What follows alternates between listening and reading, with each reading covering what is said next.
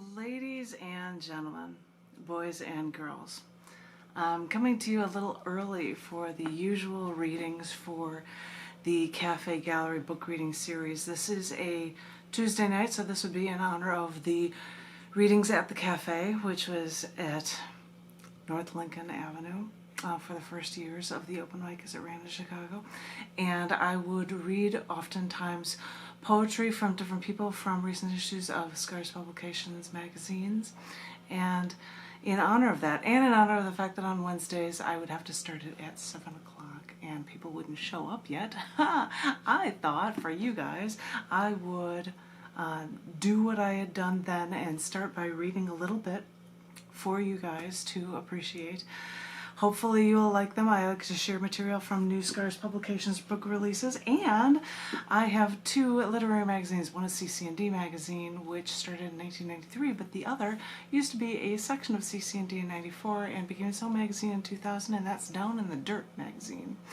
Everyone likes the name of Down in the Dirt magazine, and we recently released issue collection books for them, so I thought I would read to you 3 poems from the Down in the Dirt January to April 2021 issue collection book, which is titled Excerpts from the Plague Years. Titles of books are based on accepted writing within the book, and so this is a piece that's actually accepted within the book. And so I thought I'd share with you a couple of poems from this book, from Down the Dirt, and I thought I would go toward the end of the book and see what we've got here for you. Aha, some that are written for different event dates. This first one is written on April 4th, which is Victims of Violence Holy Day, and holy could be spelled W-H-O-L-L-Y or H-O-L-Y, so you take that however you see fit.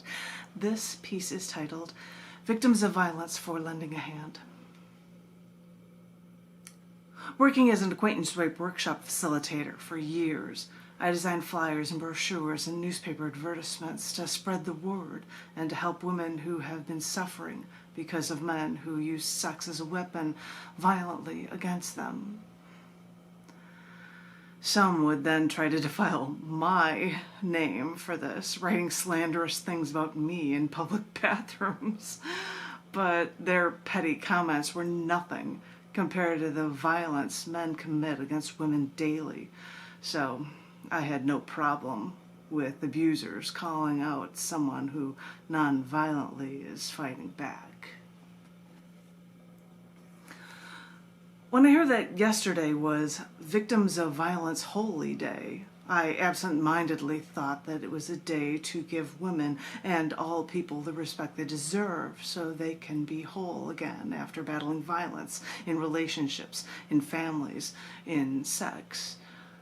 But then I thought about the date for Victims of Violence Holy Day more, and I realized that April 5th is the day that Martin Luther King Jr.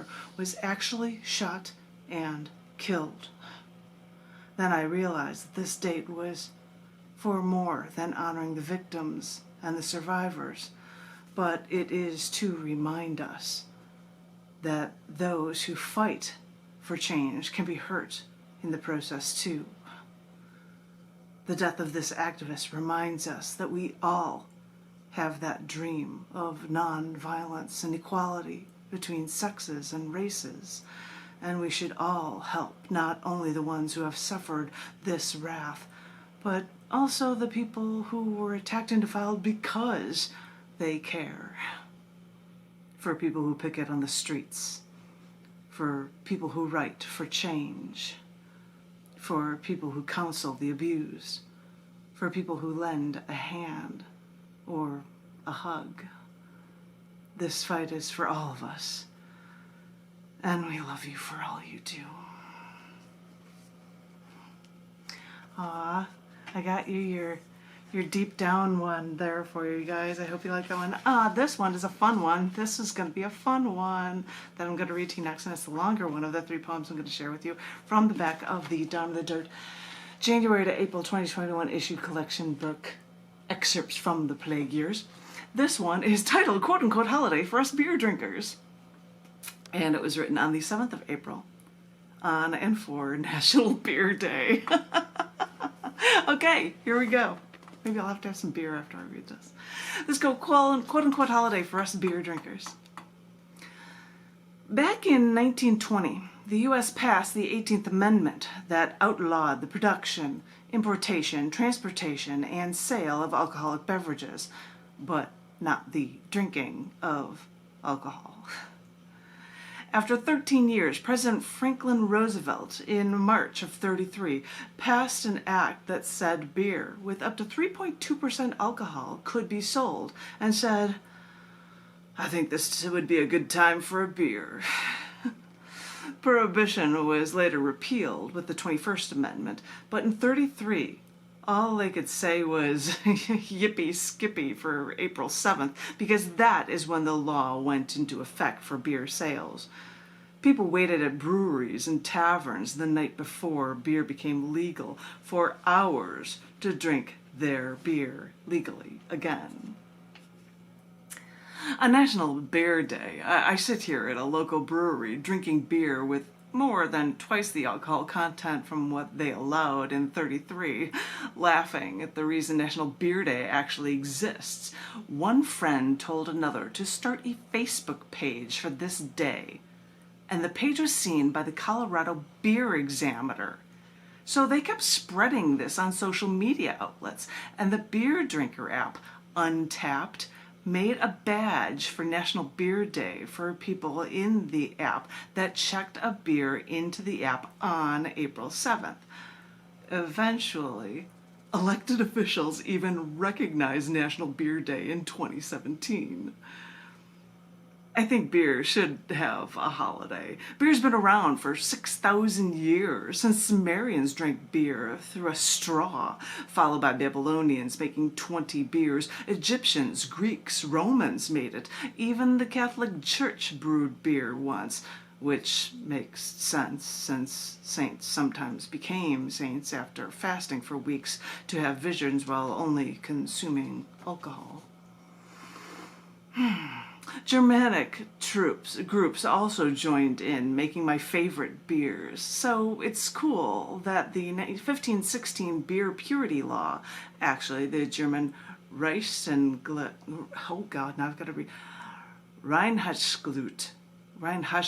oh my god, look it up on my thing because I'm not pronouncing it, Reinheitsgebot, all right, let's see if that worked. The Beer Purity Act said that beer was only made with water, hops, barley, wheat, and yeast. I even sit here at my local brewery with my local Imperial Hefeweizen under their sign declaring water, malt, hops, yeast for their essential beer quintessfecta.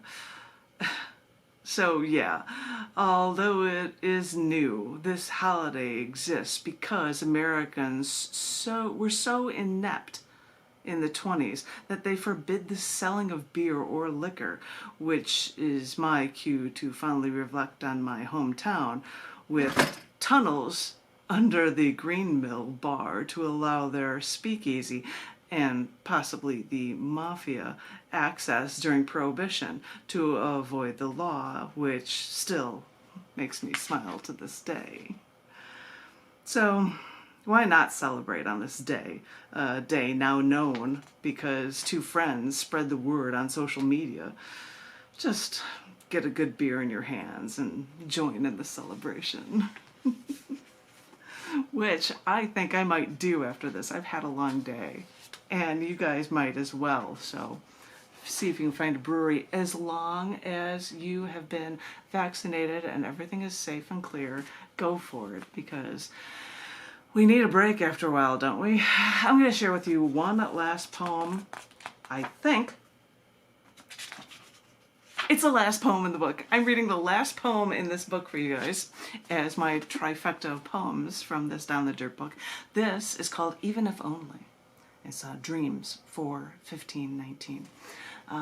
Back in the day before I started running the cafe, which then went to Gallery Cabaret and got the name the Cafe Gallery, David Rubin, who started it at Cafe Aloha, would write dreams poems, and because of that I started every once in a while writing down dreams poems, and this is one of them, and it is titled Even If Only.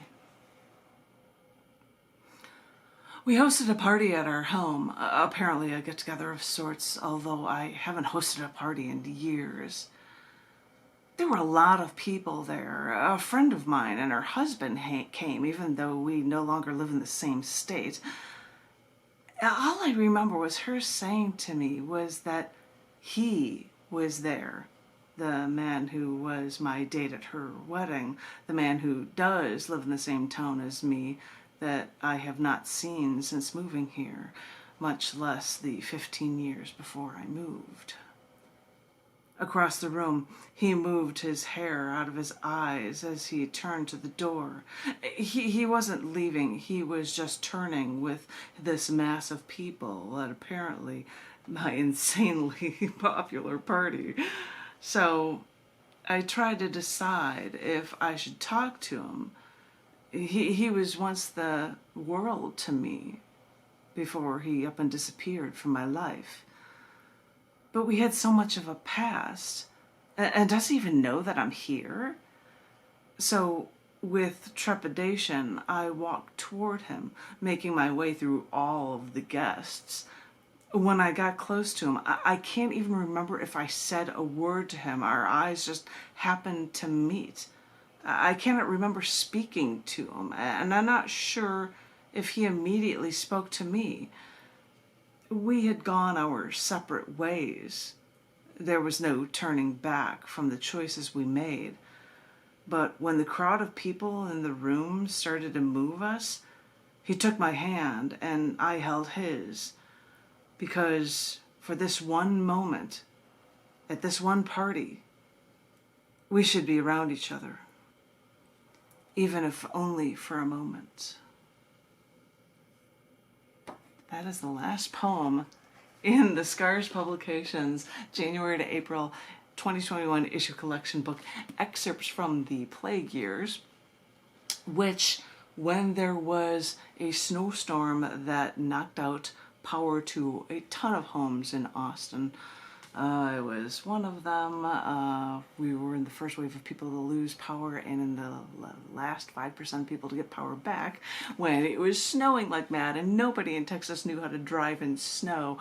We were driving around and I found this amazing statue, a singing statue. All of these pipes are actually tubes that when the wind comes in just the right way, it would sing to you. There is one in a different hemisphere, I think, in the UK, and somebody commissioned to have it done here in the United States in this hemisphere, and it is in Austin. We found it in the snowstorm. I think this is a rare photo of a statue from here that has little icicles hanging off of it. But anywho, that was a reading of 3 poems for you guys. I hope you enjoyed that. I hope everyone is remaining safe. I hope everyone is remaining poetically inclined. And even though it's not National Beard Day, go out and enjoy yourself if you can. If you've been vaccinated, if you found a place that is safe, if you remain socially distant, as we have all learned to do, like good little soldiers. And finally take a break and enjoy yourself. So I think we all deserve it. As I said, stay creatively inclined, stay poetically inclined, stay strong. If you're feeling like you're so exasperated with this, just remember that you are all loved and that we're going to get through this. And I look forward to things opening up and seeing each and every one of you very, very soon. Thank you all so very much. Thank you very much.